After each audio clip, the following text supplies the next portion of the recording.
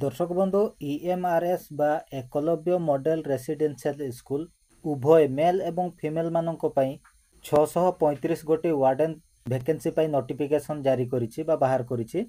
जो माने any stream रे आर्ट्स साइंस किबा कॉमर्स रे ग्रेजुएशन कंप्लीट करिसंती उभय मेल एवं फीमेल से माने ईएमआरएस रो वार्डन वैकेंसी पई आवेदन करि परिबे। ऑनलाइन फॉर्म आवेदन करिवार शेष तारीख रही 23 अक्टोबर 2025। जो कैंडिडेट्स माने ईएमआरएस रो वार्डन वैकेंसी पे एलिजिबल अछंती से माने 23/10/2025 सुधा ताकर ऑनलाइन फॉर्म को आवेदन करि परिबे। एही नोटिफिकेशन रो डिटेल वीडियो पूर्वरु चैनल रे अछि, आपण माने सेटु जाकी देखि परिबे, नहले मु डिस्क्रिप्शन रे तार लिंक दे देबे, आपण माने सेटु भी जाकी देखि परिबे। आज रो वीडियो रे मु आपण माननकु एकलव्य मॉडल रेसिडेंशियल स्कूल रे जो माने वार्डन पदवी रे नियुक्त होउछंती तांकर जॉब प्रोफाइल कोन रहउछि बा तांकर काम कोन रहउछि से विषय आपण माननकु कहिबे। प्रत्येक स्कूल रे जो वार्डन माने रहिछंती से माने नियुक्ति पाइला पर तांकर प्रथम एवं प्रमुख काम हेउछि हॉस्टल रे रहुतिबा छात्र छात्री मानकर समस्त प्रकार मौलिक सुविधा देखिबा। प्रथम काम हेउछि सफाई काम। वार्डन रो दायित्व हेउछि हॉस्टल केमिति सफा रहिबो, सबु आडू हॉस्टल रो आखपाख एरिया, हॉस्टल रो room, kitchen area, toilet area, dining area गुड़िक सफा सुतरा रहुछि कि नहीं प्रथमे देखिबे। एही सबु देखिबा हॉस्टल वार्डन मानकर प्रथम काम बा दायित्व। ता माने नुहे जे समाने निजे से सबु काम को करिवे, से तांकर विभागीय कर्मचारी माननकु अलॉट करिवे।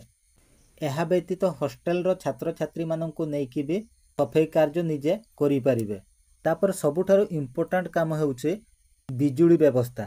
जदि गोटे हॉस्टल रूम रे 4टी लाइट रही, 4टी फैन रही, से सबू ठीक रूपे चलुछि कि नहीं, स्विच खराब हेछि कि, स्विच बोर्ड रो तार बाहरी कि रही कि, जदि लाइट जळु नाही किबा फैन बुलु नाही ताहा भी असुविधा हेइथिबो, ताकू रजिस्टर रे ऐड करिवे, ता सह प्रिंसिपल को लेटर माध्यम रे जणाइबे।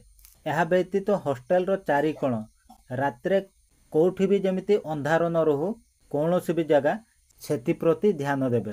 आउ रेसिडेंशियल स्कूल मानकर मझरे मझरे चेकिंग मध्य हुए। जेते बेले चेकिंग होबो प्रथमे से माने रूम को चेकिंग करिवे, रूम गुडी को सफा अछि कि नाही से गुडा को देखिबे। द्वितीय रे वार्डन रो रिकॉर्ड बा रजिस्टर को चेक करिवे, केमति से मेंटेन करूछंती रजिस्टर। एहा व्यतीत आपनको हॉस्टल रे केते पिला अछंती, आउ से अनुଯାयी केतोटी बेड रहिछि, केतोटी कंबल रहिछि, केतोटी मशारी रहिछि, एही भଳି जिंस जहा भी रहिछि से सब को रजिस्टर रे लेखिकी रखिबे।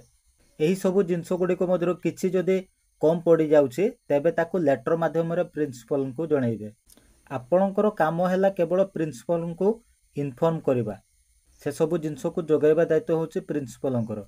एहा परे जदि आपणकर चेकिंग रे कंप्लेन हुए आउ प्रश्न उठे, एटा होछि वार्डन रो काम काहेकि हेई नाही। जदि आपण लेटर माध्यम रे प्रिंसिपल को जणाइछंती तेबे आपण माने पार पाई जिवे।